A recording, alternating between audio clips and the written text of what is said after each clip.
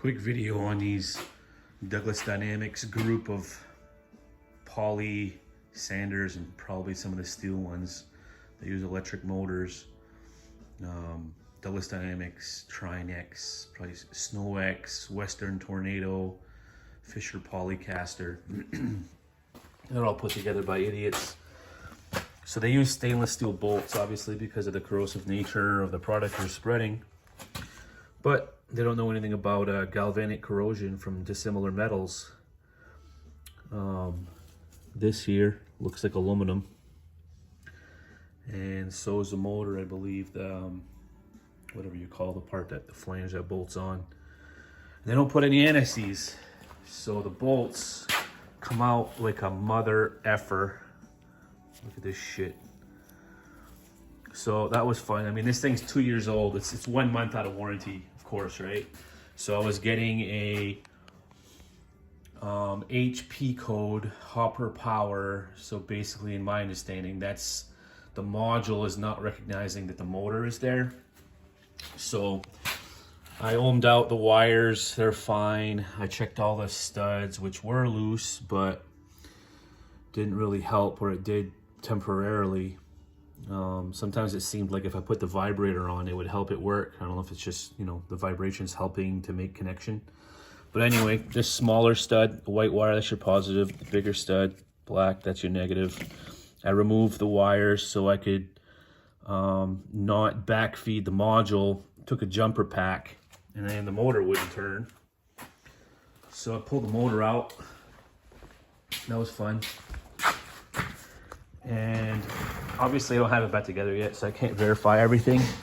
But so these are the brushes, and they use a weird style flat coil type spring. So I found 3 out of 4 of these brushes binded in there. And obviously as these brushes wear, which as an aside, I think maybe it's a good idea on these things to run the chute. You know, the chute right there allows the sand to come out, the settings here. I think I usually run it on, you know, the 3rd position. Let's say this is closed, 1, 2, 3. I think in the future going forward, I'm gonna run it higher and just slow the conveyor speed down. Because I think the less fast you spin that motor, the better off you are and the happier it'll be. But anyway, so back to this. So the brushes were binded in there. They weren't, see, so I took some, what is it, like 160 grit sandpaper. It's just what I grabbed, 180. It's just what I grabbed. And I sanded, you know, each side, the top and bottom. And I took some electronic cleaner and sprayed it. And then I sprayed inside here, although this looks like brass. Was clean to begin with, but see now how nice and freely it is. So now, as the brushes wear on the commutator, these can, you know, slide and wear into where they're supposed to be. So basically what you do is, you know, they got these weird springs here. Do not take the brush, because you'd think because the wire won't go through this here, because there's only a slot. Do not pull it out the back. You'll ruin those springs. Ask me how I know. You know, tuck the wire in, and you pull it out the front, and then the coil will be behind it. And you can see if you like unroll the coil a bit, there's like a shape to it, and that shape sits on the back of the brush. So there's only one right way, or one correct way that goes. But and then you put it back into place. Then I got some speaker wire here holding them in position, and hopefully that works. I'm not sure. I mean, I've never done this before. I'm not a motor guy. I'm just a handy person, I guess. The commutator was all black and dirty. I mean, look, it's obvious some moisture getting in there. So I took some 1000 grit sandpaper. That's probably still a little aggressive, but whatever. These motors are ridiculously expensive. And yeah, so I'll put it back together, and I will leave in the comments whether it worked or not, or maybe I'll just edit this video and get it to work.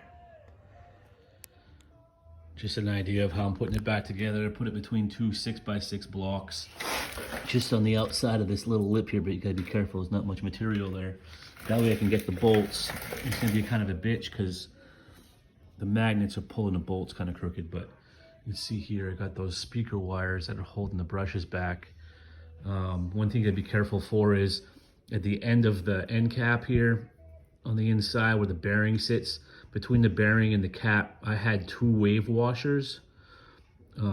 It's probably for like keep the shaft end play or whatnot, preload or whatever the way it's supposed to be. So now I got them on long enough where I can just pull the wires out, hopefully line the bolts up, get this thing back together.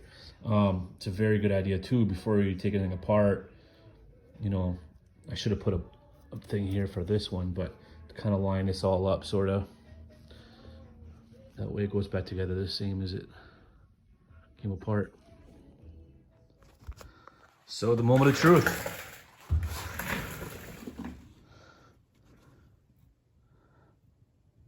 Oh yeah, baby.